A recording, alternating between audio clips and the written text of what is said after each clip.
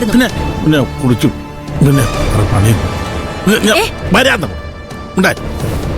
ആ അയ്യോ, എന്തടി കാണിച്ചേ? അറിയാതെ പറ്റിയതാ.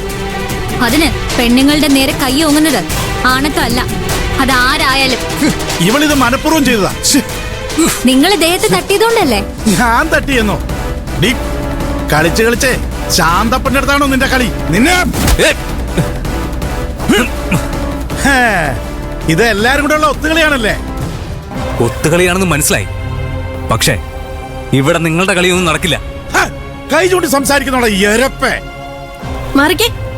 അതെ, ബാബുക്കുട്ടൻ ഒരുങ്ങി വന്നതേ നിങ്ങൾക്കാർക്കും അങ്ങോട്ട് ദഹിക്കുന്നില്ലല്ലേ? കുറെ നേരമായിട്ട് ഞാൻ നോക്കിക്കൊണ്ടിരിക്കുക. ഞങ്ങളെ മാറ്റി നിർത്തലും അപമാനിക്കാനുള്ള നിങ്ങളുടെ നീക്കങ്ങളും.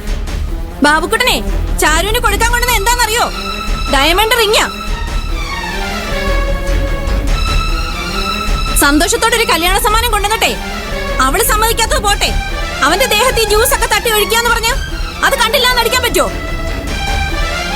അല്ല മാഷേ, സകലയിടത്തെ ന്യായവും നീതിയൊക്കെ പറയുന്ന ബാലമാഷ്ക്ക് ഇപ്പൊ ഒന്നും പറയാനില്ലേ? ആരെങ്കിലും മനഃപൂർവ്വം ഒരാളുടെ ദേഹത്ത് ജ്യൂസ് ഒഴിക്കുവോ? ശാന്തപ്പന്റെ കൈ തട്ടിയാണെന്ന് പാറു പറഞ്ഞല്ലോ. ഒരു അബദ്ധം പറ്റിയാണെന്ന് മനസ്സിലായില്ലേ? അതെ, ഇത് മനഃപൂർവ്വം ചെയ്തു തന്നെ. അബദ്ധം പറ്റിയൊന്നും അല്ല ബാലമാഷേ, ഇവിടെ ഇത്രയും വിരുന്നുകാരുണ്ട്. പഞ്ചായത്ത് പ്രസിഡന്റും നിങ്ങൾ വിളിച്ചു വരുത്തിയവരൊക്കെ ഉണ്ടല്ലോ. ആർക്കും ഇതിലൊന്നും പറയാനില്ലേ? ഇതെങ്ങനെ വെറുതെ വിടാൻ പറ്റുന്നില്ല. നിങ്ങളുടെ മോൻ എന്റെ നേരെ കൈ ചൂണ്ടി. ഞാനേ പെണ്ണിന്റെ അച്ഛനാ. എന്റെ നേരെ സംസാരിക്കുന്നത് ശരിയാണോ?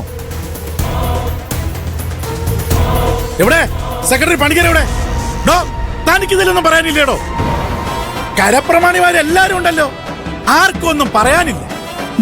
വെറുതെ പ്രശ്നം ഉണ്ടാക്കരുത്. അച്ഛനാന്ന് പറഞ്ഞു വേഷം കെട്ടി വന്നിട്ട് ഒരു കാര്യമില്ല.